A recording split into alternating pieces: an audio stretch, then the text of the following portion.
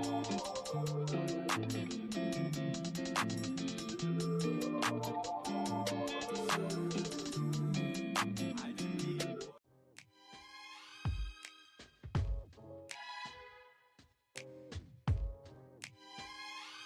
les amis, je vous retrouve aujourd'hui dans une vidéo de recettes de Noël vegan et sans gluten. Donc je suis trop contente de vous proposer cette année une vidéo de recettes de Noël vegan. Aujourd'hui on va commencer avec des idées d'entrée un petit peu chic, voilà, que ça marchera pour le réveillon de Noël mais aussi pour le réveillon du Nouvel An. Donc c'est des entrées qui sont plutôt simples. Alors les deux premières elles sont archi simples, mais c'est vrai que la dernière elle est un petit peu plus technique. Mais les ingrédients en tout cas ne sont pas du tout compliqués à trouver. La première recette c'est un carpaccio de betterave.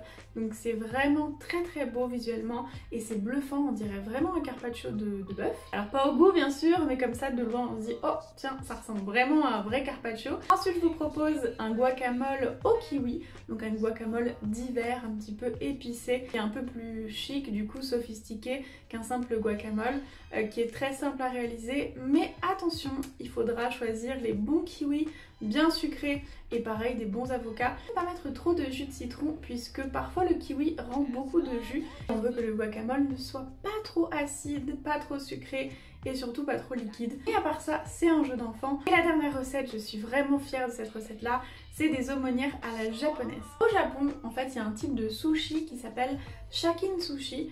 C'est des petites bouchées de riz enroulées comme ça dans de l'omelette et du coup ça fait vraiment penser à une aumônière. Et j'adore cette recette parce qu'elle est vraiment très sophistiquée, un tout petit peu plus compliquée à faire, mais l'effet visuellement il est là et c'est délicieux, c'est très fin.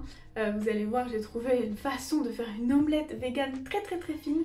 Je suis trop fière de moi parce que ça m'a demandé des essais et des essais. Et à l'intérieur on va mettre un riz à sushi. Vous savez que j'adore le riz à sushi. Je vous mettrai en barre d'infos bien évidemment tous les ingrédients et aussi ma recette pour savoir comment faire du riz à sushi. Donc c'est un riz sucré, salé et vinaigré. On va utiliser comme garniture avec des champignons shiitake, des graines de sésame croustillantes. Enfin c'est trop bon. Je les adore mes aumônières japonaises, donc j'espère que vous aussi. Et d'ailleurs je voulais remercier tous les gens qui ont acheté mon e-book et qui achètent encore mon e-book aujourd'hui. Ça me touche énormément, ça me fait super plaisir. Et d'ailleurs pour cela j'ai décidé de faire une petite promotion en ce moment sur mon site. Donc si vous achetez mon e-book, vous aurez un autre e-book offert, un e-book de recettes de smoothies. Donc voilà, vous aurez ce e-book de recettes de smoothies offert si vous achetez mon nouveau e-book. Bref, je vous laisse regarder mes recettes et n'oubliez pas, si ça vous a plu à la fin, de me mettre un petit pouce bleu.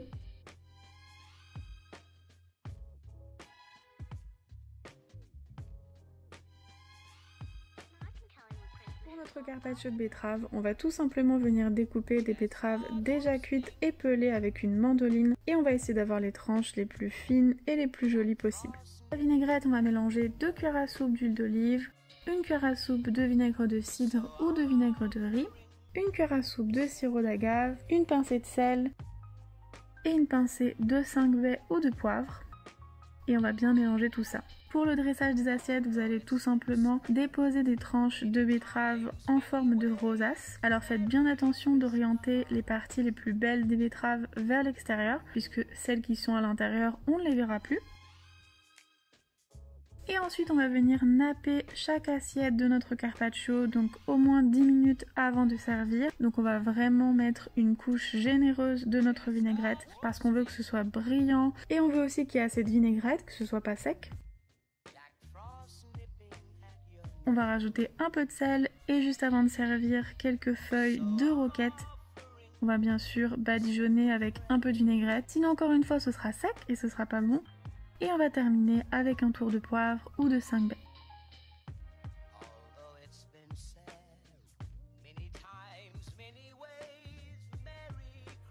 Pour cette recette, on va tout simplement écraser à la fourchette 2 kiwis bien mûrs avec un demi-avocat pareil bien mûr, 2-3 cuillères à soupe de jus de citron et on va venir écraser jusqu'à ce qu'il n'y ait plus du tout de morceaux.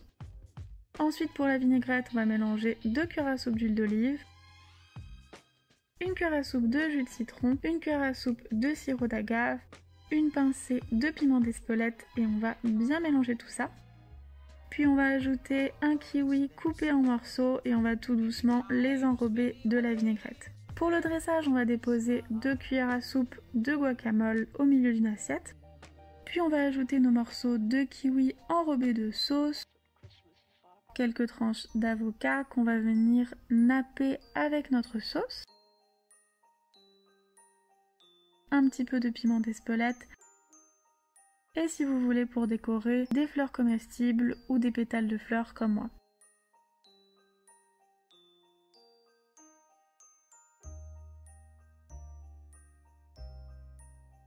Pour la garniture de nos aumônières, on va faire cuire des shiitake séchés pendant 10 minutes dans de l'eau bouillante qu'on aura préalablement fait tremper pendant 10 minutes dans de l'eau chaude.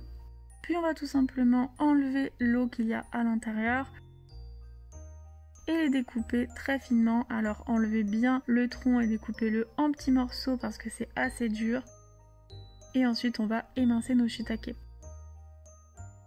Puis on va faire griller des graines de sésame pendant 2-3 minutes dans une poêle à feu moyen, histoire de les rendre bien croustillantes.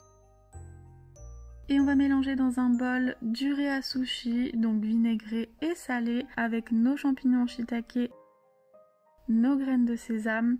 Et on va bien mélanger tout ça. Et vraiment, si votre riz n'est pas assez salé ou pas assez vinaigré, n'hésitez pas à en rajouter.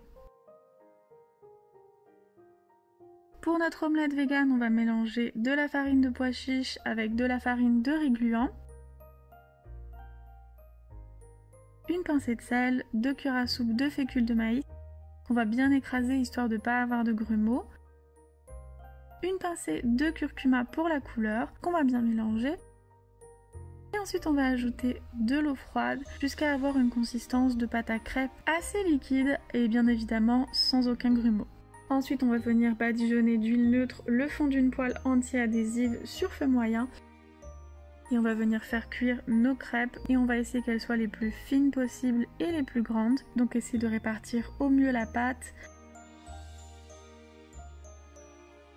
On va les faire cuire 30 à 40 secondes sur feu moyen. Puis quand elles sont bien jaunes, on va très délicatement, faites vraiment très attention, les retourner.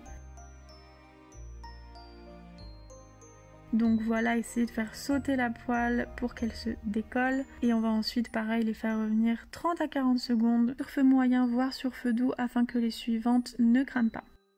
Pour créer nos aumônières, on va avoir besoin de plusieurs tiges d'un oignon nouveau pour les attacher. Pour la garniture, on va tout simplement avec nos mains mouillées créer une petite boule de riz, la mettre au centre de la crêpe et ensuite replier un peu comme un petit cadeau. Donc voilà, c'est très délicat, faites attention. On va essayer en fait d'avoir le plus de plis possible, que ce soit joli, que ça ressemble un peu à une fleur vue du dessus. Et ensuite avec une main on va tenir l'aumônière et avec l'autre on va essayer de l'enfermer avec la petite tige d'oignon et ensuite de faire un petit nœud pour être sûr que ça tienne et que ça ne s'ouvre pas dans l'assiette. Donc voilà, prenez votre temps et plus vous en ferez, plus ce sera facile.